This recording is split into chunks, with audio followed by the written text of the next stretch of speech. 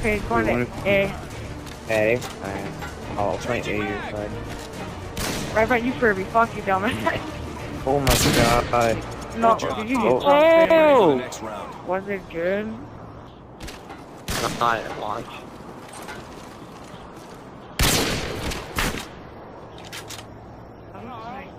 Overtime. What's going on, guys? I am the Dank, and today we're going to be doing a review of the WWE pay-per-view Extreme Rules 2013. I'm going to try to keep it as short and sweet as possible, give you my thoughts, review the matches, all that good stuff.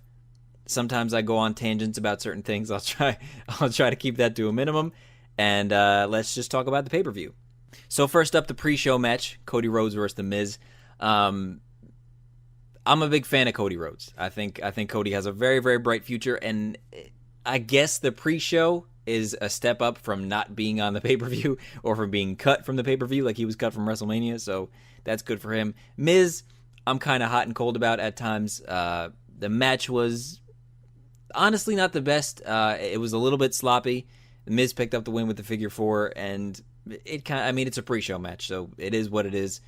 I would really like to see Cody just get back to kind of where he was when he had the Intercontinental title, but I mean, what are you going to do? What are you going to do?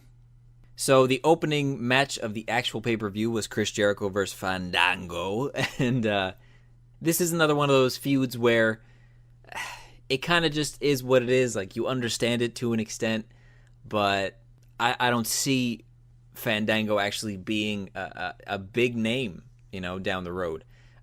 He had some momentum for a little bit, and Jericho is obviously keeping him relevant, but what's going to happen, when Jericho goes away? Who's he going to feud with next that's actually going to keep him relevant? I think that's the main issue I'm having with him. But the match itself was great. Very cool ending, jumping off the top rope right into the code breaker. Looked flawlessly executed, so good match. Good match overall. But Fandango you got to do something about his pants, man. His pants are out of control. Like, what are you dressing? All right, whatever. I'm not going to get started on his fashion. Anyway, next match for the United States Championship, Kofi Kingston versus Dean Ambrose.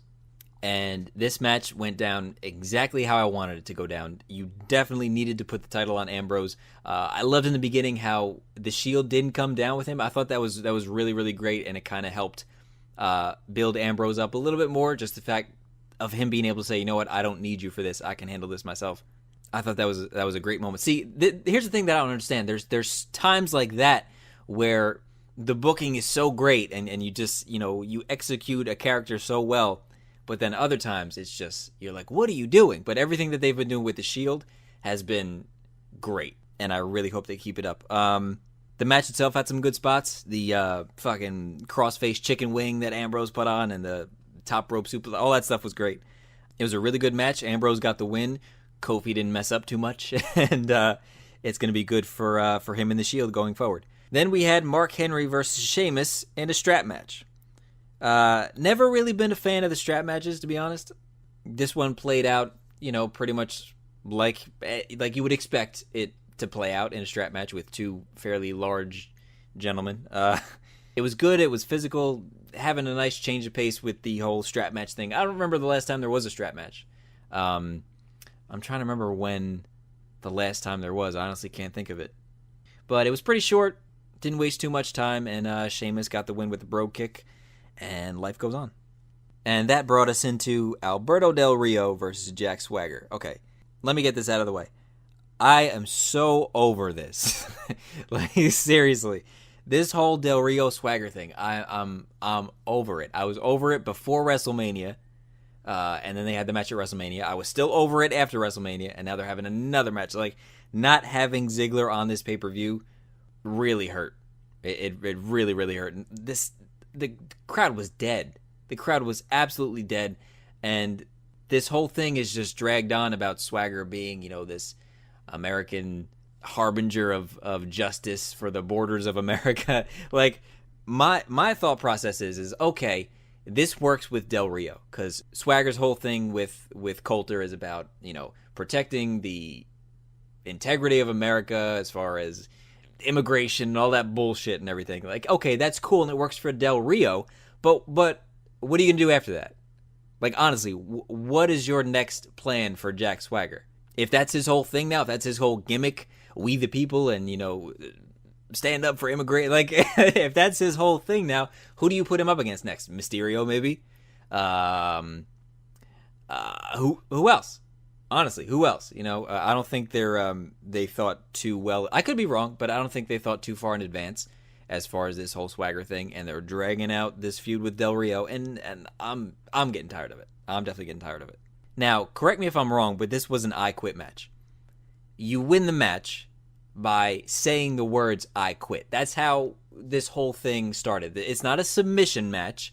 It's not a no DQ match. Like, it's an I quit match. It's very specific. You win the match when your opponent says the words "I quit."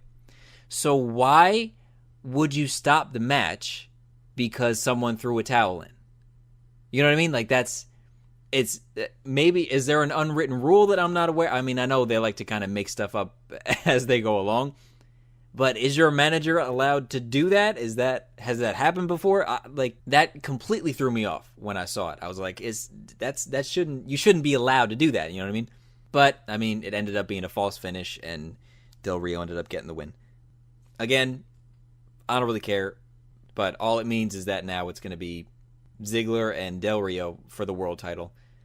Not a fan of that match. I'm really not a big fan of Del Rio to begin with. I feel like they need something bigger for Ziggler, because he's so damn. I say this all the time. I'm like, he's so damn good. He's so goddamn good. Just give him a good feud. Give him something worthwhile. Make his title run relevant. And I just have this deep, dark feeling inside that they're not going to do that. But again, it is what it is, and you kind of just got to suck it up and deal with it, unless they want to hire me for my ideas. But I don't think that's going to happen. Next match, the remaining two members of the Shield versus Daniel Bryan and Kane for the tag titles. Good match, great finisher from the Shield with the whole torture rack into the leg drop or whatever exactly it was. And Seth Rollins, Roman Reigns get the win, and we have new tag team champions. Now the Shield has all the gold, and it is time to believe in the Shield, bitches. I'm a big fan of what they're doing, and this was great. Everything about the Shield last night was perfect. They were booked perfectly, just like I wanted them to be, just the way they should be, and it's going to be great for them going forward. So no complaints on that front. Next match, Big Show versus Randy Orton in what I think it was an Extreme Rules match. Yeah. Kendo sticks and chair shots and all that. A good back and forth. The match pretty much went as expected. But the one thing that was really cool is that Randy brought the punt back. I thought that was really, really sick. You couldn't put Big Show away with the RKO. He was trying to figure out, how to keep him down, and he brought the punt back. I thought that was so, so sick. And I want Randy to turn heel again. They need to turn him back. He definitely has been losing momentum for a while now, and people are very bored of him. But I think if they could find a way to turn him and just let him be that disgusting, dastardly heel again, I think he'll get his momentum back. Especially now if he's going to be using the punt again. Like, that's such a heel move. You're punting somebody in the skull, trying to give them a concussion. That's a heel move. So I think one of these days you're gonna have to turn his ass back, and I'm looking forward to that day when it comes. Which brings us into the not so main event: John Cena versus Ryback, last man standing for the WWE Championship. I never have been and never will be a fan of the title match not going on last. I get that Lesnar Triple H probably got the biggest amount of build-up going into this, but come on. It's the WWE title. That it has to go on last. That's my opinion. You might not agree. You might not agree with anything I'm saying in this entire commentary, but my opinion is that the title has to go on last. It's just, that's the way it is. Maybe I'm old school like that, but whatever. As far as the match went, honestly, nothing special. I think it exactly how you would expect a John Cena and Ryback match to be. As exciting as you think it might be, it was exactly that exciting. I really wanted Ryback to be the guy that takes Cena down, and kind of take him off his pedestal. One of the things I really didn't like about this match is that they both ignored the 10 counts. I mean, thinking about it, I can't necessarily say I don't like it. In one way, it's kind of cool because, I mean, they're both two big, powerful dudes, and I guess they expected the other to get up at some point, so they both kind of ignored the 10 counts when the other one was down. But the only thing that was remotely exciting about this match was the finish. Not necessarily the finish itself, but the way they got to the finish. They're fighting up on the main stage, and Ryback spears him through the friggin' set. It looked really cool. It was an exciting moment, but the payoff was not anything. There was really no payoff. It's like, okay, I speared him through the thing. Ryback got up like 15 seconds later with the help of some refs and just walked away while Cena was knocked out on the ground. So, I don't know. In my opinion, I thought what would have been really cool is if I had this picture in mind. I thought they were going to do it when it started, but they ended up obviously going in a different direction. When Ryback first speared Cena through the set, you could only see the referee. You could only see his reaction to what he was looking at.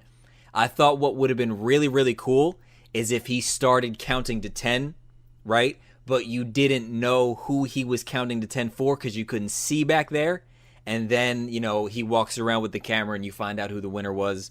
I don't know. I thought that would have been a great finish. Like, you can't see who's down for the 10 count. Ref counts to 10, walks down, grabs the title. The camera follows him around back and hands the title to the winner.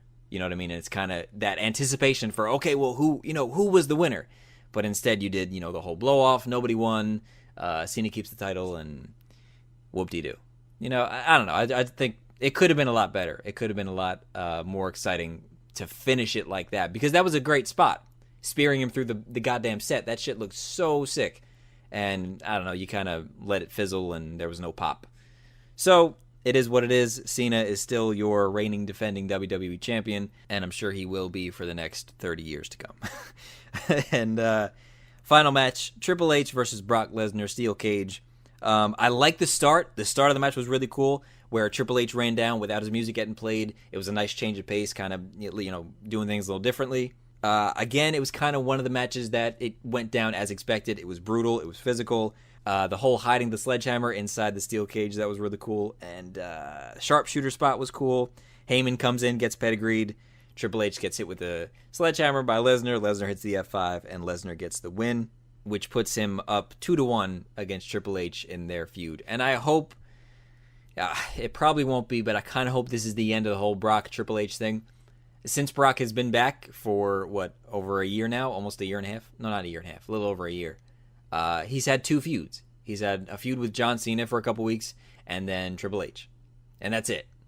In over a year, that's the only people you put him against. I feel like he could be used in such a better way. So I hope they kind of get him away from Triple H. You don't need Triple H to do any damn thing anymore. Triple H should be putting over, if he's still going to wrestle, he should be putting over people who, are coming up.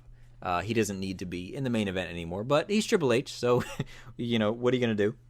And that closed out the pay-per-view. So, overall thoughts on the Extreme Rules pay-per-view, it was good. It was pretty much your average WWE pay-per-view.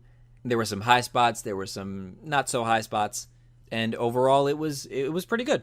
I think match of the night is going to have to go to probably Brock and Triple H. The tag match was good. Big Show and Orton was actually surprisingly good. So if you haven't seen it, I would say give it a go. It was a fairly good pay-per-view. I'd give it maybe a 7.5 out of 10. Just around your average pay-per-view. So that's going to do it. There is my review and breakdown of the results of the Extreme Rules pay-per-view 2013.